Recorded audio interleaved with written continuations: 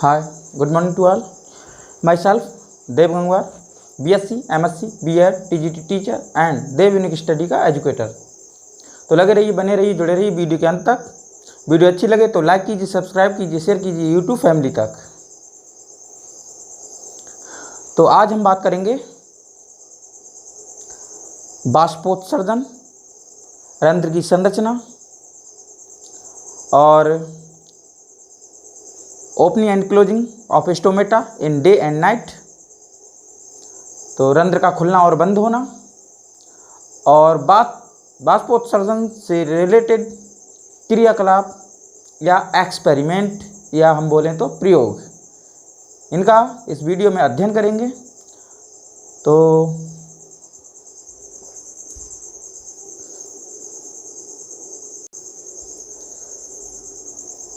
तो आपने देखा होगा वीडियो, कैसा लगा? अच्छा लगा? नेचर की गोद में। तो देखिए, आप मैंने बताया भी था, देखिए किस तरीके से प्लांट था वहाँ पर। प्लांट में आपने देखा लेंटिसेल्स थी और लीफ भी थी। तो लीफ में देखिए किस तरीके से क्या है, उसकी सतह थी जो बैक्सी लेयर होती, क्यूटिकल लेयर, अपर लेयर थी। और इसके बाद हम आपके लिए कहाँ ले गए थे? पॉन्ड के पास, तालाब के पास ले गए थे और वहाँ पे आपने क्या देखा? कमल के फूल को देखा। तो वहाँ पर भी पत्तियाँ थी।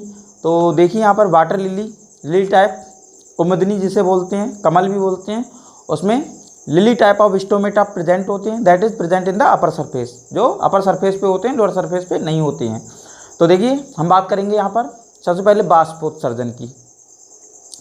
तो बाष्पोत्सर्जन की या ट्रांसपायरेशन की हम बात करें तो देखिए दो शब्दों से बना है बाष्पोत्सर्जन। बाष्पोत्सर्जन कितने शब्दों से बना है? दो शब्दों से, बाष्प प्लस उत्सर्जन। बाष्प प्लस उत्सर्जन, इसका मतलब क्या होगा? इसका मतलब होगा कि जो पेड़ पौधे हैं उनसे जल बाष्प के रूप में उत्सर्जित हो तो क्या कहलाएगा? बाष्पोत्सर्जन कहलाएगा। डेफिनेशन सरल है, बहुत ज़्यादा सरल है। तो देखिए मैं बात करूं, देखिए यहाँ पर, तो देखिए प्लांट मैंने आपको अभी दिखाया भी था और यहाँ पर ही मैंने बनाया है, तो इसको देख सकते हैं आप। तो देखिए जब पेड़ पौधों के वायवीय भागों से जल रंध्रों के द्वारा बाष्प के रूप में बाहर निकलते हैं तो इस क्रिया को ही क्या कहते हैं? बाष्पोत्सर्जन कहते हैं। तो देखिए वायवीय भाग भी पता होना चाहिए। वायवीय भाग क्या होते हैं? क्या होते हैं? तना है, पत्तियां हैं, फल हैं, वायवीय भाग। तो इनसे क्या है? जल बाष्प बनकर निकलेगा, जड़, तना, पत्ती। तो देखिए यहाँ पर हम बात करें बाष्पोत्सर्जन, तो डेफिनेशन आप रटना नहीं है, बस समझना है। नेक्स्ट देखिए हम बात करें बाष्पोत्सर्जन के प्रकार। बाष्पोत्सर्जन देखिए यहाँ पर 3 प्रकार का था, अभी मैंने वीडियो में भी दिखाया आपके लिए और उसमें बताया भी था 3 प्रकार का था लेंटिसेल। तो सबसे पहले देखिए हम बात करेंगे बाष्पोत्सर्जन, तो क्या 3 है। तो सबसे पहले हम बात करें रंध्रीय बाष्पोत्सर्जन। रंध्रीय बाष्पोत्सर्जन का मतलब क्या है? जब जल या जल वाष्प रंध्र के द्वारा निकलती है तो इस प्रकार के बाष्पोत्सर्जन को रंध्रीय बाष्पोत्सर्जन कहते हैं या stomatal transpiration. Water evaporate from the stomatal pore, this type of the condition called as stomatal transpiration. तो इसी प्रकार से देखिए सबसे ज़्यादा अधिकांशतः किसमें होता है? ये 80% जो ट्रांसपायरेशन हो रहा है पौधों में, तो वो किसके द्वारा हो रहा है? Stomatal transpiration. देखिए मैंने यहाँ पर एक चित्र भी बनाया है, देखिए इस तरीके से, ये आप देख रहे हैं, ये पत्ती को बनाया है मैंने, ये देखिए इस तरीके से पत्ती। तो यहाँ पर रंध्र की हम बात करें, अभी आगे बढ़ेंगे। ये देखिए किडनी शेप होते हैं, ये बीन शेप्ड, किडनी शेप्ड या सेम के बीज के समान संरचना होती है। इन्हें क्या कहेंगे? द्वार कोशिकाएं। क्या कहते हैं? द्वार कोशिकाएं। ये देखिए यहाँ पर ये द्वार कोशिकाएं हैं, इनके चारों ओर मैंने ये बनाया है। ये क्या बनाया है? सबसिडरी सेल, सहायक कोशिकाएं। क्या बनाया है? सहायक कोशिकाएं, द्वार कोशिकाएं और सहायक कोशिकाएं, दो द्वार कोशिकाएं होती हैं और सहायक कोशिकाएं होती हैं, इनको घेरे रखती हैं। तो यहाँ पर अभी स्टोमेटा की बात नहीं कर रहे हैं, मैंने यहाँ पर दिखाया है। तो देखिए यहाँ पर स्टोमेटा जो पोर है, यहाँ से क्या है, वाटर निकलेगा, यहाँ से वाटर निकलेगा, क्या निकलेगा, वाटर, जल बाष्प बनकर निकलेगा, तो क्या कहलाएगा, बाष्पोत्सर्जन। तो यहाँ पर देखिए इसमें कितना 80% बाष्पोत्सर्जन किसके द्वारा होगा, स्टोमेटा के द्वारा ही होगा। तो देखिए यहाँ पर डेफिनीशन, या हम देखिए यहाँ पर क्या है, जब पत्ती में उपस्थित रंध्रों के द्वारा जल बाष्प बनकर निकलता है तब इस प्रकार के बाष्पोत्सर्जन को क्या कहते हैं, रंध्रीय बाष्पोत्सर्जन। और ये पौधों में सबसे अधिक पाया जाता है। लगभग 80% ट्रांसपायरेशन रंध्रों के द्वारा, या हम बात करें स्टोमेटल ट्रांसपायरेशन होता है। ये क्वेश्चन भी आता है, देखिए परसेंटेज से क्वेश्चन आया हुआ है। तो नेक्स्ट हम बात करते हैं उपत्वचीय बाष्पोत्सर्जन, क्यूटिकुलर ट्रांसपायरेशन। अब देखिए क्यूटिकुलर ट्रांसपायरेशन क्या है, आपने देखा होगा पत्ती की जो सतह होती है, पत्ती की सतह कैसी होगी, देखिए यहाँ पर पत्ती की सतह मैंने बनाई है, यहाँ पर ये सबसे ऊपरी परत, और एक पत्ती की संरचना भी मैंने बनाई, प्ले लिस्ट में आप जाकर उसे देख लीजिएगा। और एनसीईआरटी के जितने भी डायग्राम हैं उसको बनाते चलिएगा, क्योंकि एनसीईआरटी के डायग्राम भी पूछे जाते हैं, ठीक है। तो एनसीईआरटी का जितना भी एक एक डायग्राम, जो भी आपका पिक्चर दिया है उसमें चित्र दिए हैं, उनका सबका प्रैक्टिस कर लीजिए, अच्छी तरीके बना के देख लीजिएगा। और देखिए चित्र 3 बार बनाइएगा, कम से कम 3 बार क्यों बनाना पड़ता है, देखिए एक बार बनाइएगा देख के बनाइएगा, दूसरी बार बनाइएगा तो देखिए लेकिन कम देखिएगा, थोड़ा बहुत कहीं भूल जाए, तीसरी बार बनाइएगा तो बिल्कुल ओरली देखना नहीं है, बिल्कुल अपने माइंड से ही छापना है एकदम, कहीं किसी प्रकार का चीटिंग नहीं। नाम क्या है, मतलब हर एक संरचना जो चित्र में दी है उसके नाम सहित चित्र बनाना, 3 बार आप प्रैक्टिस करिएगा। तो देखिए उपत्वची, तो जब पत्ती की सबसे ऊपरी सतह उपत्वचा जिसे बोलते हैं क्यूटिकल के द्वारा जल बाष्प बनकर निकलता है, तब क्या कहेंगे, इस प्रकार के बाष्पोत्सर्जन को क्यूटिकुलर ट्रांसपायरेशन कहते हैं। तो बात करें, देखिए यहाँ पर लगभग 13% यहाँ पर ट्रांसपायरेशन इसके द्वारा ही होता है। देखिए यहाँ पर हम बात करें तो जो क्यूटिकल लेयर होती है वो वैक्सी लेयर होती है। ईश्वर ने जो वैक्सी लेयर दी है बहुत सोच समझ के बनाई है। क्यों, क्योंकि देखिए यहाँ पर अगर क्यूटिकल लेयर नहीं होगी, मोमी लेयर नहीं होगी, तो जो सनलाइट है वो पड़ रही है पत्ती पर, तो क्या है, वाटर मॉलिक्यूल्स बहुत ज़्यादा उड़ जाएंगे तो क्या होगी, पत्ती एकदम मुरझा जाएगी, सूख जाएगी। उसके जो अंदर के जो पार्ट्स हैं, जो कोमल पार्ट्स हैं, वो की क्या करते हैं, वो प्रोटेक्टेड रहते हैं।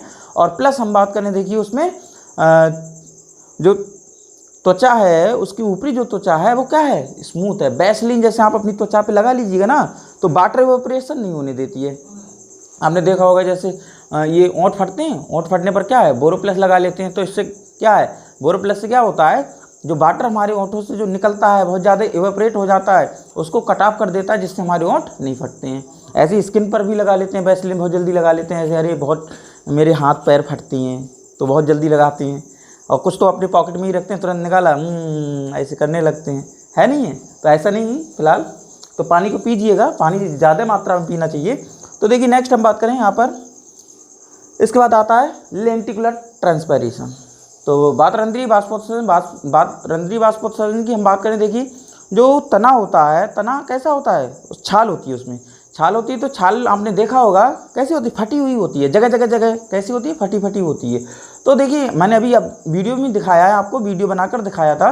तो खूब मोटा सा वृक्ष था, उसमें देखिए कैसी पूरा बार्क था, छाल थी, तो वो कहलाती है लेंटिसेल्स। लेंटिसेल्स कहलाती है। तो लेंटिसेल्स से क्या होता है, वाटर क्या करता है, वहाँ से भी बाष्प बनकर वो निकलता है, लेकिन हम लोगों को दिखता नहीं है, बस क्या है, वहाँ से भी निकलता है। तो इस प्रकार के ट्रांसपायरेशन को, बाष्पोत्सर्जन को क्या कहेंगे, लेंटिकुलर ट्रांसपायरेशन कहते हैं। देखिए यहाँ पर मैंने चित्र बनाया, ये बार्क बनाई है, छाल है, यहाँ पर जो तना है फटा हुआ कटा हुआ दिखाया है। तो इस तरीके से इन्हें कहते हैं लेंटिसेल। लेंटिसेल से बाष्पोत्सर्जन होता है। तो यहाँ पर देखिए परिभाषा की बात करें, जब बाष्पोत्सर्जन पेड़ पौधों के तने में पाई जाने वाली लेंटिसेल्स के द्वारा होता है, तब इस प्रकार के बाष्पोत्सर्जन को बातरंध्रीय बाष्पोत्सर्जन कहते हैं। ये पेड़ पौधों में केवल 1% ही पाया जाता है, सबसे कम इसी का है। तो इस तरीके से आप देखिए यहाँ पर पूरा का पूरा ये हो गया। और देखिए ये डायग्राम बना लीजिएगा, ये देखिए यहाँ पर स्टोमेटा से मैंने वाटर को निकालते दिखाया है, तो ये क्या कहलाएगा, रंध्रीय बाष्पोत्सर्जन। ये कितना हो रहा है, 80% हो रहा है। यहाँ पर देखिए ये मैंने प्लांट पत्ती बनाई है, तो यहाँ पर संरचनाएं बनाई हैं। सबसे ऊपरी परत कौन सी है, क्यूटिकल। ये कौन सी लेयर है, क्यूटिकल लेयर होती है। मोमी लेयर होती है, कौन सी लेयर होगी ये, मोमी लेयर। चलिए ये लिख देता हूँ, क्यूटिकल,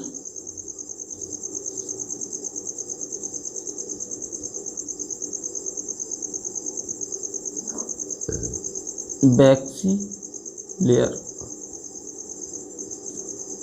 क्यूटिकल। तो यहाँ से देखिए वाटर निकल रहा है, तो इसे क्या कहेंगे, क्यूटिकल बाष्पोत्सर्जन 13% है।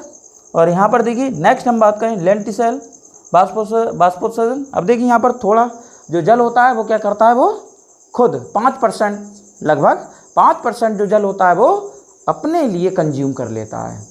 तो इस प्रकार से अब देखिए, अब हम बात करेंगे स्टोमेटा की संरचना और स्टोमेटा की ओपनिंग एंड क्लोजिंग, रंध्र का खुलना और बंद होना। तो स्क्रीनशॉट खींच लीजिएगा।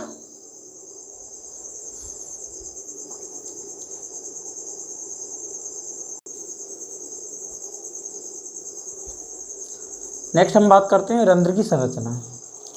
तो रंध्र की संरचना देखिए बहुत सरल है याद करना। ये देखिए यहाँ पर रंध्र की संरचना है। सबसे पहले हम बात करें, देखिए रंध्र की संरचना में होता क्या है, जो द्वार कोशिकाएं होती हैं वो सेम के बीज के समान होती हैं। कैसी होती हैं, सेम के बीज के समान। देखिए मैं अभी आपको, चलिए ये मैंने यहाँ पर 2 लिए हैं, और देखिए ये मैं ऐसे करके, देखिए ये बन गया छिद्र इसमें, देखो दिख रहा है ना, देखो है। ये क्या है, द्वार कोशिकाएं, द्वार कोशिकाएं हैं ये। यहाँ पर देखिए इसमें, या ऐसे देखिए छिद्र दिख रहा है ना, इसे कहते हैं रंध्र छिद्र। यहीं से क्या निकलेगा, ऑक्सीजन निकलेगी इसी में से, और इसी में से क्या है, जलवाष्प निकलती है। तो ये याद रखना है। ये कैसी होती है, kidney shaped, bean shaped, same के बीज के समान। तो ये कैसी होगी, सेम के बीज के समान। तो रंध्र में क्या होती हैं, 2 द्वार कोशिकाएं होती हैं। इन द्वार कोशिकाओं में क्या होता है, देखिए हरित लवक तो हमेशा याद रखना है, इसके बगैर तो काम ही नहीं चलेगा, क्योंकि पत्तियां हरी हैं तो इसमें भी होगा, हरित लवक होता है। और इसकी जो भित्ति होती है, भीतरी भित्ति कैसी होती है, मोटी होती है। और जो बाहरी भित्ति होती है वो कैसी होती है, पतली होती है। और गार्ड सेल में देखिए यहाँ पर इसमें केंद्रक होता है, एक सेल में एक केंद्रक, ये दूसरी वाली है तो दूसरा केंद्रक हो जाएगा। चलिए मैं संरचना बनाकर आपको दिखा देता हूँ। तो हम बात करते हैं, देखिए संरचना के लिए, देखिए अभी मैं बना दूं जरा डायग्राम को, लिए देखिए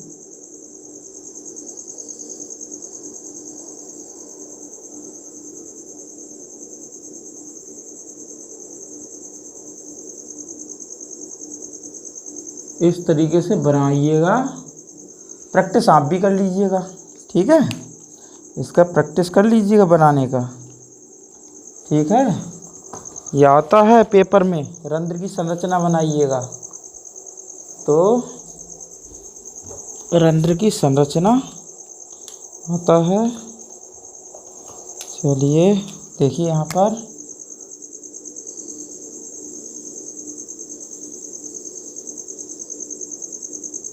चलिए थोड़ा सा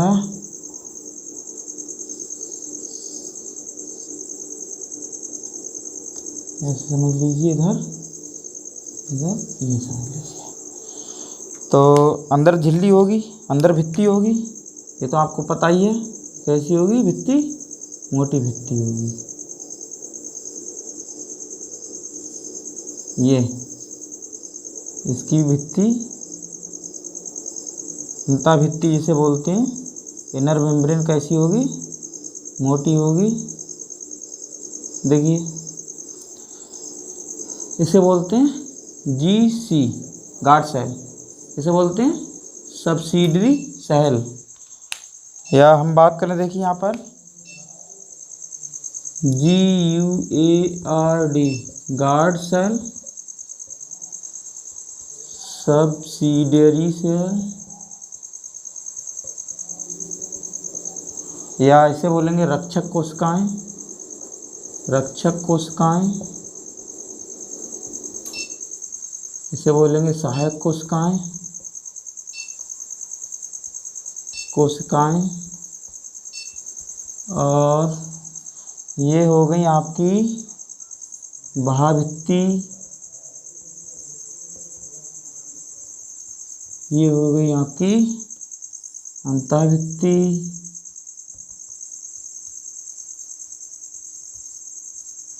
या इसे अंग्रेजी में outer membrane, inner membrane, membrane. ये कैसी है, थिक, और ये कैसी है, थिन। अब देखिए इसमें आपका क्या होता है, केंद्रक। क्या होगा, केंद्रक। चलिए मैं केंद्रक बना दूं जरा ठीक से।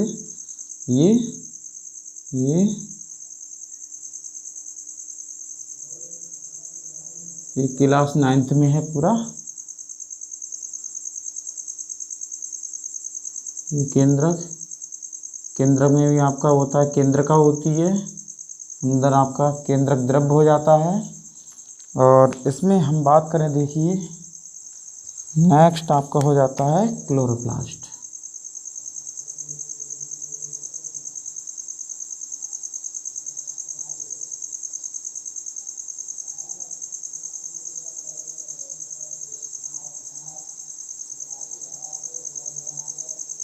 क्लोरोप्लास्ट हरित लवक जिसे बोल रहे हैं, ठीक है। और इसमें रिक्तका भी होती है। इसमें और क्या होगा, रिक्तका।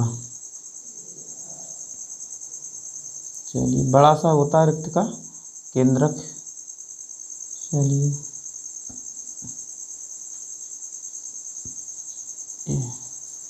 रिक्तका,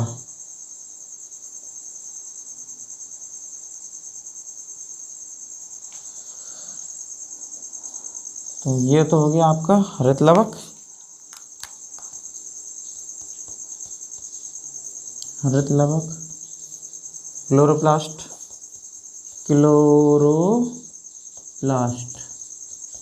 और ये आपका हो गया रिक्तका, रिक्तका। और इसे बोलते हैं वैक्यूल, वैक्यूल, ठीक है। ये तो देखिए हम बात करें यहाँ पर, ये संरचना हो गई। संरचना बस ये छिद्र आपको याद रखना है, ये खुलता है और ये बंद होता है, इसको बोलते हैं छिद्र, रंध्र छिद्र, ठीक है, या स्टोमेटल पोर। अब देखिए यहाँ पर बात कर लेते हैं। देखिए यहाँ पर मैंने यहाँ पर पत्ती बना रहा हूँ, चलिए ठीक है। ये मैंने पत्ती बनाई यहाँ पर, ये पत्ती। अब बेटा देखिए पत्ती हम क्या करें, 1 mm क्षेत्रफल लेंगे, इतना। ये कितना लिया, 1 mm। मतलब देखिए 1 mm होता कितना, ये भी याद रख लीजिएगा। ये मैंने जैसे स्केल बनाया, ठीक है। अब जैसे आपने देखा होगा खाने होते हैं 1 2 3 4, 5वां लंबा होगा 6 7 8 9 10, 10 पर ये 1। ये क्या होता है, cm। ये क्या होता है, cm, सेंटीमीटर। और इतना ये कहलाता है 1 mm।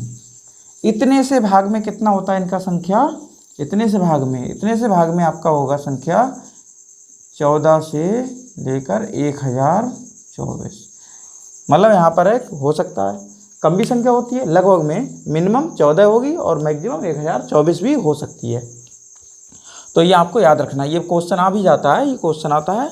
तो देखिए यहाँ पर सबसे पहले गार्ड सेल होती हैं दो और इसकी अंतर्भित्ति कैसी होती है, मोटी होती है, भाभित्ति कैसी होती है, पतली होती है, तथा इसमें क्या होता है, रिक्तिका होती है और इसमें एक केंद्रक होता है। इसमें क्या होता है, प्रकाश संश्लेषण की क्रिया करने की क्षमता होती है क्योंकि क्या हरित लवक है और पत्तियाँ हरी भी होती हैं। और हम बात करें देखिए यहाँ पर सबसे पहले इसी में गार्ड सेल, इसकी जो इसके दोनों के मिलने से क्या बनता है, एक छिद्र बन जाता है, इसे क्या कहते हैं, रंध्र छिद्र बोलते हैं, स्टोमेटल पोर को बोलते हैं। और ये जीसी गार्ड सेल जीसी ही क्या करती हैं, ये सहायक कोशिकाओं से घिरी होती हैं। सहायक कोशिकाएं क्या क्यों कह रहे हैं, क्योंकि ये क्या करती हैं, इसको स्टोमेटा के छिद्र को ओपन करने में और क्लोज करने में या बंद और खुलने में सहायता करेंगी। तो देखिए इस तरीके से ये स्टोमेटा है, मान लीजिए इस तरीके क्या है, ये ओपन हो जाएगा, ये क्लोज हो जाएगा। देखिए यहाँ पर पूरे साइकिल में पढ़ाऊँगा, 24 घंटे की घड़ी पढ़ाऊँगा, कैसे रात भर तो 12 घंटे क्या रहेगा, बंद रहेगा, जैसे सुबह के 6 बजते हैं तो खुल जाते हैं। उसमें भी यहाँ से क्वेश्चन आता है, कंपटीशन में भी क्वेश्चन आता है, कितने बजे मैक्सिमम ओपनिंग रहती है और कितने बजे मिनिमम ओपनिंग रहती है। तो क्वेश्चन आते हैं ये कंपटीशन में। तो हम बात करते हैं, देखिए यहाँ पर स्क्रीनशॉट खींच लीजिएगा। देखिए यहाँ पर वही सब चीज़ लिखी है जो मैंने बोला है, जो समझाया है। तो ये आपको भी मैंने बता दिया, कितना होता है संख्या, 14 से 1024। तो ठीक है, अब बात करते हैं रंध्र के खुलने तथा बंद होने की प्रक्रिया। तो रंध्र बस ये छिद्र क्या है, बंद कर देंगे तो बंद हो जाएगा, ये खुला है तो खुला है। इसमें ये संरचना बनाई तो हमने कैसा बनाई है, तो स्टोमेटा ओपन है ये।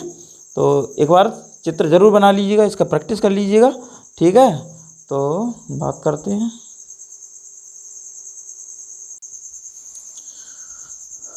नेक्स्ट बात करते हैं, देखिए रंध्र को opening and closing of stomata को समझने से पहले हमको कुछ टर्म क्लियर होने चाहिए। तो टर्म कौन कौन से, देखिए सबसे पहले हम बात करेंगे स्फीति, ये पता होना चाहिए, शिलत ये पता होना चाहिए, स्फीति का मतलब टर्जिड ये पता होना चाहिए, अंग्रेजी में बोलते हैं और ऐसे बोलते हैं फ्लैसिड, या ऐसे बोलेंगे फूली हुई अवस्था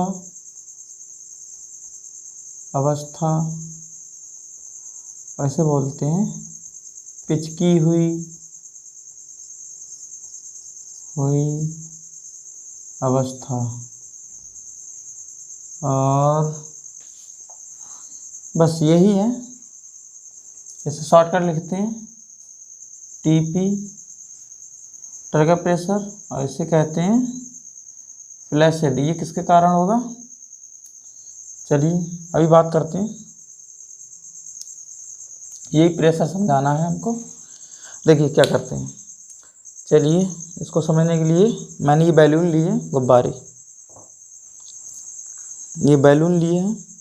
अरे बैलून को मैं फुलाऊंगा, ये मैं फुला रहा हूँ।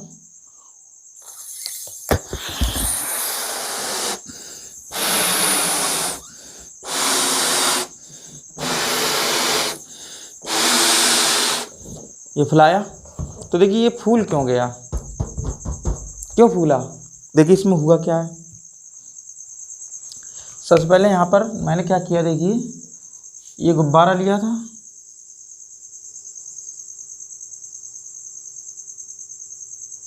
ठीक है, ये मैंने गुब्बारा ले लिया। अब गुब्बारे में जैसे ही मैंने क्या किया, एयर को फिलअप किया, यहाँ से क्या कर रहे हैं, एयर को फिलअप कर रहे हैं। तो ये गुब्बारा देखिए कैसा हो गया, यहाँ पर गुब्बारा ये ऐसे हो गया। तो ये हुआ क्यों, क्योंकि देखिए बेटा इसमें क्या हुआ, एयर गया, एयर जाने पर क्या हुआ, इस एयर ने क्या किया, इस पर प्रेशर लगाया, इसने एयर ने क्या किया, प्रेशर लगाया, और कौन सा लगाया, टर्गर प्रेशर, टर्गर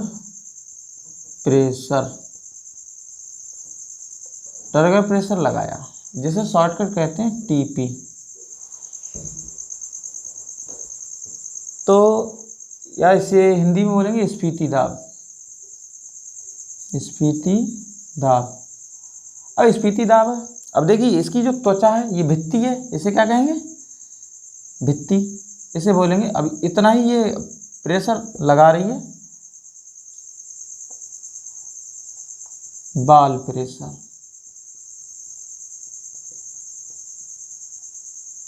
इसे बोलेंगे भित्ति दाब। समझ में आया? बस ये समझ में आ जाए, इसे WP, ये समझ में आ गया तो समझ लीजिए ओपनिंग एंड क्लोजिंग समझ में आ जाएगी, कैसे गार्ड सेल फूलेगी, कैसे सिकुड़ेगी। तो देखिए इसमें क्या है, ये गुब्बारा है, तो गुब्बारे को मैंने फुलाया है, तो इसमें क्या है, प्रेशर लगा रही है, और ये जो भित्ति है ये भी प्रेशर लगा रही है, इसीलिए मेंटेन है। अगर हम अंदर की गैस को बढ़ाते रहें बढ़ाते रहें बढ़ाते रहें बढ़ाते रहें, प्रेशर को और बढ़ाते रहें और बढ़ाते रहें, तो एक समय ऐसा आएगा कि बाल प्रेशर क्या होगा, कम हो जाएगा, और टर्गर प्रेशर बढ़ता जा रहा है, तो क्या होगा, बैलून हमारा फूट जाएगा। क्या हो जाएगा, बैलून फूट जाएगा। देखिए कैसे,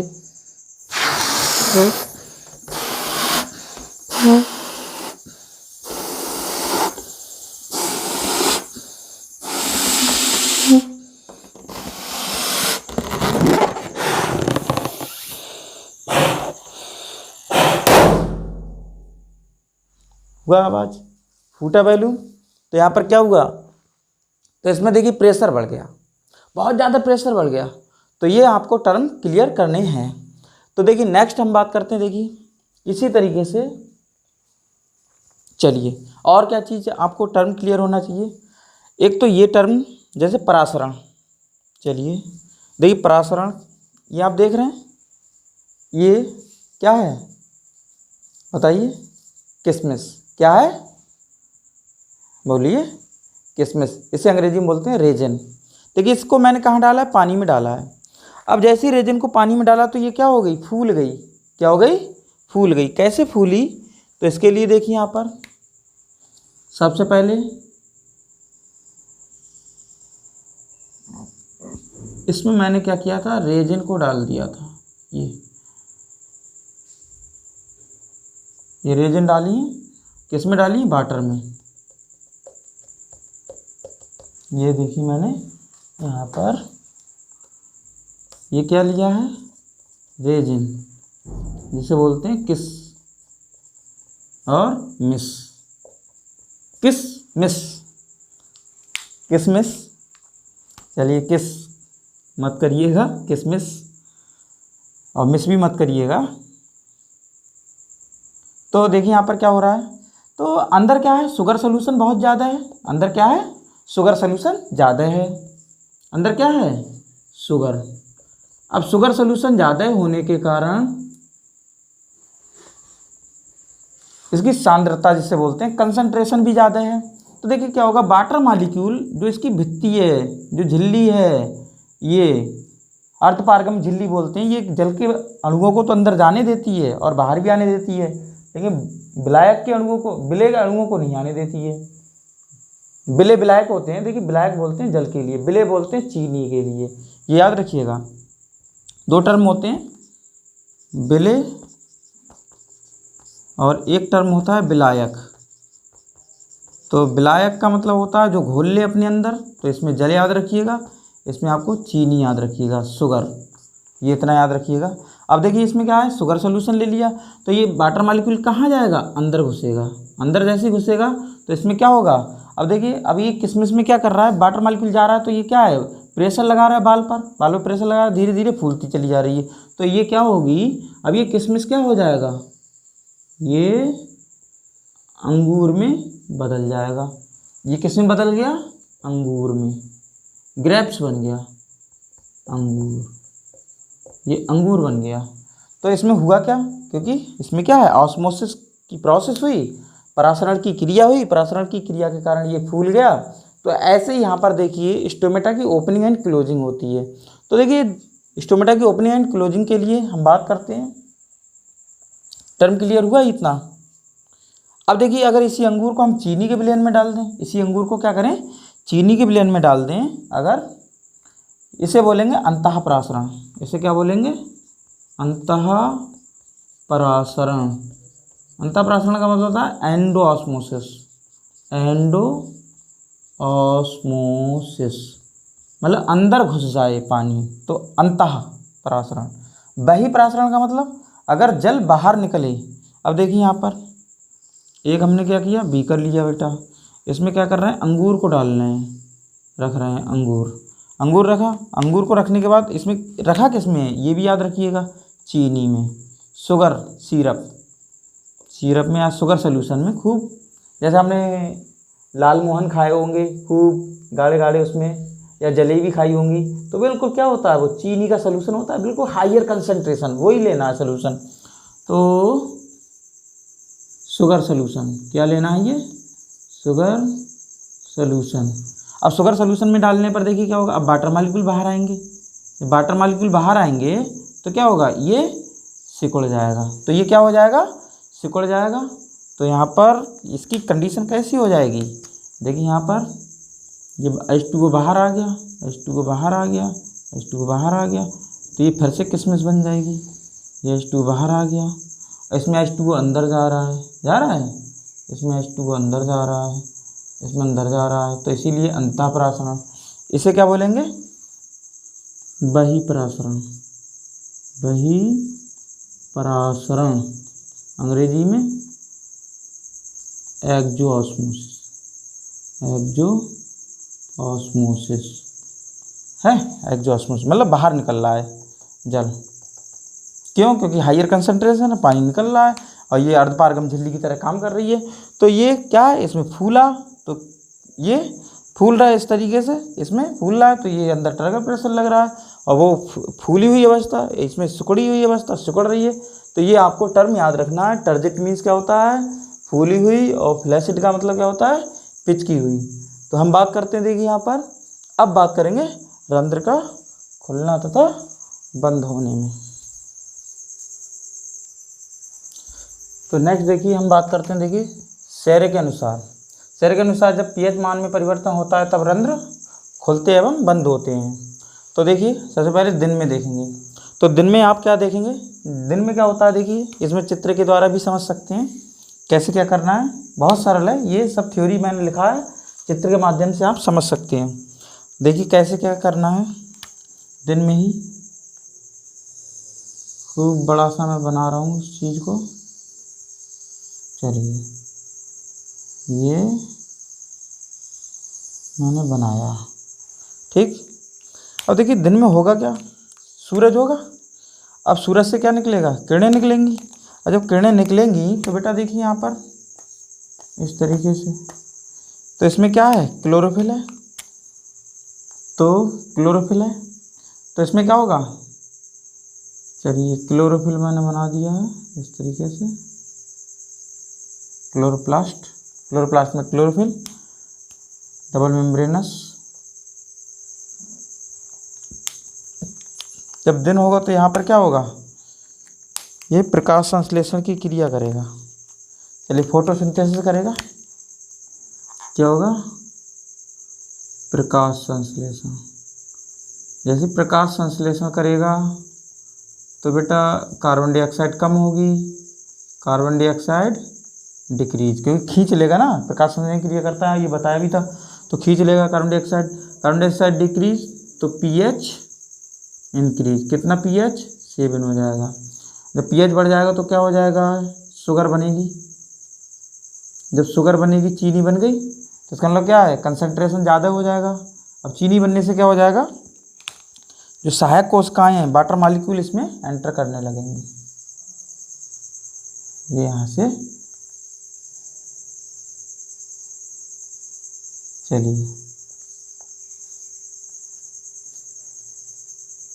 यहाँ से क्या होगा, अब शुगर बढ़ जाएगी तो क्या होगा, इंक्रीज, तो एंडोऑस्मोसिस, क्या होने लगेगा, एंडोऑस्मोसिस। एंडोऑस्मोसिस का मतलब होता है अंतःपरासरण, एंडोऑस्मोसिस का मतलब हुआ वाटर अंदर जाएगा। अब देखिए वाटर इसमें अंदर गया, H2O, अब वाटर जैसे ही अंदर जाएगा तो आपको पता है ये क्या करेगा, प्रेशर लगाएगा। अब भित्ति में जैसे ये जब इसमें जल चला गया, ये जब जल चला गया इसमें बेटा, तो आप क्या समझेंगे, मतलब तो क्या होगा, तो ये देखिए भित्ति पर क्या लगाएगा, प्रेशर, ये कौन सा प्रेशर लगाएगा, बोलिए, टर्गर प्रेशर। कौन सा प्रेशर लगाएगा? Turgor pressure. टीपी स्फीति दाब, ये बताया भी था। कौन सा प्रेशर लग रहा है? ये टीपी। ये कौन सा लग रहा है? टीपी। जब टर्गर प्रेशर लग रहा है तो अब ये क्या होगा? अब ये बाहर की ओर खींचेगा। अब जैसे ही बाहर की ओर खींचेगा तो इसकी जो भिलती है अंदर, अंदर कैसी है? मोटी है बेटा। तो ये क्या होगा? ये भी इसके साथ में ये खिंच जाएगी। तो ये जब खिंच जाएगी तो इसका मतलब क्या होगा? स्टोमेटा ओपन हो जाएगा। तो इस तरीके से यहाँ पर ये स्टोमेटा आपका ओपन हो गया। अब देखिए यहाँ पे होगा क्या? यहाँ से इसमें क्या होगा? कार्बन डाइऑक्साइड एंटर करेगी। इसमें क्या करेगी? कार्बन डाइऑक्साइड एंटर करेगी, जैसे इस तरीके से समझ सकते हो। और इससे ऑक्सीजन गैस निकलेगी और जल वाष्प निकलेगी। कार्बन डाइऑक्साइड एंटर करेगी, ऑक्सीजन गैस निकलेगी और जल वाष्प निकलेगी। तो देखिए यहाँ पर लिखा भी है, देखिए जब सूर्य उगता है तब दिन निकलता है। जब सूर्य की किरणें पत्ती पर पड़ती हैं तो प्रकाश संश्लेषण की क्रिया होती है। प्रकाश संश्लेषण की क्रिया होती है तो कार्बन डाइऑक्साइड क्या है? कंज्यूम करेगा। तो क्या करेगा? ग्लूकोज बनाएगा। जब ग्लूकोज जब गाढ़ सेल में बन जाएगा, देखिए ये कंपटीशन लेवल का नहीं पढ़ा रहा हूँ मैं, 10th लेवल का पढ़ा रहा हूँ। कंपटीशन लेवल पे जाएंगे आप ना तो बहुत उसकी बहुत थ्योरियाँ हैं, और इसलिए मैं क्या कर रहा हूँ आपको सिंपल वे में समझा रहा हूँ। यही याद कर लीजिएगा, बस इतना ही लिखिए, लिख कर आएंगे आप तो पूरा का पूरा मार्क्स आएगा, पूरे नंबर मिलेंगे। इतना ही याद करिए, ज़्यादा चक्कर में मत पड़िएगा। तो देखिए यहाँ पर क्या है, जब क्या है, जब यहाँ पर शुगर बढ़ गया, तो जब शुगर बढ़ गया, जैसे आपको अभी मैंने दिखाया था किशमिश थी, किशमिश में क्या था? शुगर था। जब चीनी अब अंदर जब चीनी है, शुगर ज़्यादा है तो क्या होगा? वाटर मॉलिक्यूल अंदर जाएंगे ना। अभी देखिए मैंने दिखाया भी था, ये देखिए ऐसे यहाँ पर जब यहाँ पर शुगर बढ़ गया, ये किशमिश समझ लीजिएगा, ये किशमिश है, किशमिश शुगर बन गया। अब जब शुगर बन गया तो देखिए यहाँ पर तो क्या है? वाटर मॉलिक्यूल अंदर घुसेंगे ना एंडोऑस्मोसिस। अब एंडोऑस्मोसिस द्वारा अभी इसकी भित्ति पर क्या लगा रहे हैं? प्रेशर। अभी बैलून को मैंने फुलाकर भी दिखाया था, देखिए कैसे प्रेशर लग रहा था। अगर प्रेशर ज़्यादा हो जाए तो फट भी जाता है तो बैलून।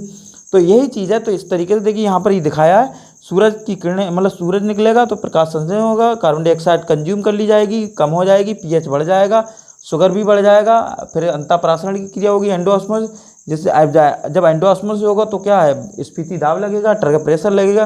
जब टर्गर प्रेशर लगेगा तो बाहर भित्ति भी बाहर की ओर खिंचती है और इसके साथ में अंतःभित्ति भी बाहर की ओर खिंच जाएगी, जिससे क्या होगा? स्टोमेटा ओपन हो जाएगा। इस तरीके से क्या है? ये इन डे में हो रहा है। नेक्स्ट बात करते हैं, देखिए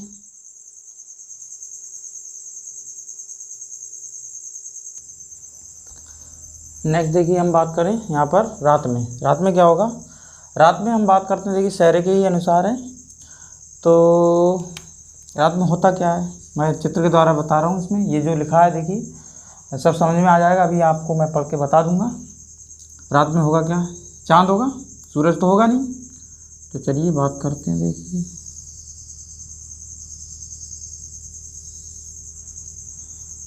चलिए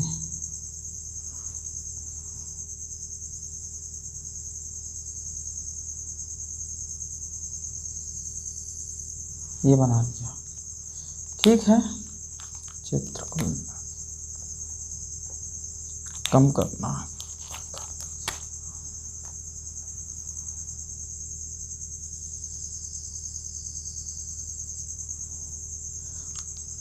अब चांद है ये, तो क्या होगा? प्रकाश संश्लेषण की क्रिया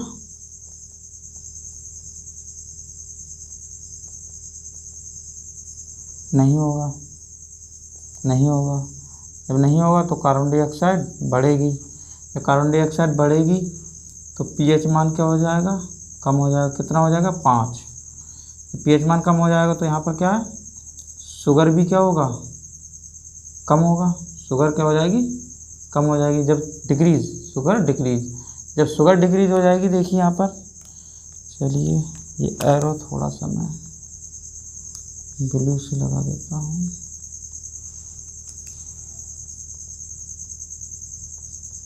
अब देखिए शुगर डिक्रीज हो जाएगी तो कंसंट्रेशन डिक्रीज। कंसंट्रेशन का मतलब होता है वही गाढ़ापन, सांद्रता कम हो जाएगी। अब जब सांद्रता कम हो जाएगी तो क्या हो जाएगा? पतलापन हो गया ना। वो जो किशमिश वाला समझाया था, अंगूर जैसे मान लीजिए अंगूर है तो पानी क्या हो जाएगा? बाहर निकलेगा। अब कंसंट्रेशन डिक्रीज तो यहाँ पर क्या हो जाएगा? एक्सोऑस्मोसिस एक्जो ऑस्मोसिस बहिर्प्रासरण में क्या होता है, वाटर बाहर निकलता है। क्या हो जाएगा, वाटर बाहर आ जाएगा। देखिए वाटर बाहर आ गया। वाटर जब बाहर आ जाएगा तो क्या है, जो भित्ति पर बल लग रहा था, दाब लग रहा था, प्रेशर लग रहा था, वो क्या हो जाएगा, कम हो जाएगा। एक्जो ऑस्मोसिस से क्या हो जाएगा, टर्गर प्रेशर कम हो जाएगा। टर्गर प्रेशर जब कम हो जाएगा तो क्या हो जाएगा, स्टोमेटा यहाँ पर क्या हो जाएगा, क्लोज। Stomata close.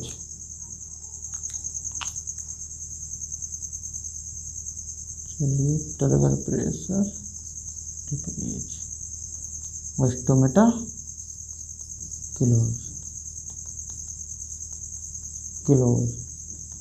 ये था बस, ये लिखा है। देखिए रात के समय में क्या होता है, सूर्य का प्रकाश नहीं होता है। जब सूर्य का प्रकाश नहीं होता तो प्रकाश क्रिया नहीं होती है, जिस कारण कार्बन डाइऑक्साइड की सांद्रता बढ़ जाती है, पीएच का मान भी लगभग 5 हो जाता है। इस प्रकार से शर्करा की सांद्रता भी क्या होती है, बदलने लगती है, जिसका वो स्टार्च में बदल जाता है, जिस कारण क्या है, कार्बन में सांद्रता कम होने लगती है। सांद्रता गाढ़ापन कम होने लगता है। जैसे ये देखिए यहाँ पर, अब इसे अगर मैं चीनी में डालूँ, चीनी में डालने पर क्या होगा, इसका पानी निकलेगा, सिकुड़ जाएगी।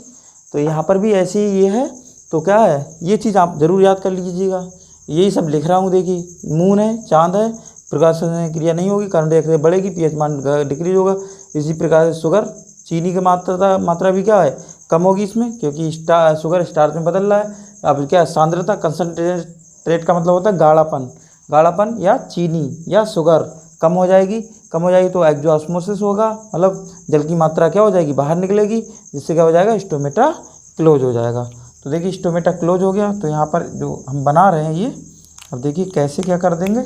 ये आपका जो मैंने बनाया है इस तरीके से, तो आपका जो रंध्र है ये, चलिए थोड़ा सा ऐसे करके, चलिए थोड़ा ज़्यादा है, बाहर निकला हो, कोई बात नहीं, आप ऐसे करके बना सकते हैं। तो ये क्या है, सारा का सारा स्टोमेटा बंद हो जाएगा। इसे क्या कहेंगे, स्टोमेटा क्लोज। ये बंद हो गया। अब यहाँ से क्या है, ना तो देखिए कार्बन डाइऑक्साइड घुसेगी, ना ऑक्सीजन निकलेगी, और ना ही जल वाष्प निकलेगी। तो इस तरीके से हमारा ये कंप्लीट होता है। अगर वीडियो अच्छी लगी हो तो लाइक कीजिए, सब्सक्राइब कीजिए, शेयर कीजिए अपने दोस्तों को। तो फिर मिलते हैं। Thanks, have a nice day. Screenshot खींच लीजिएगा और ये चित्र बनाइएगा। देखिए नोट्स आपके बनते जा रहे हैं। थैंक्स।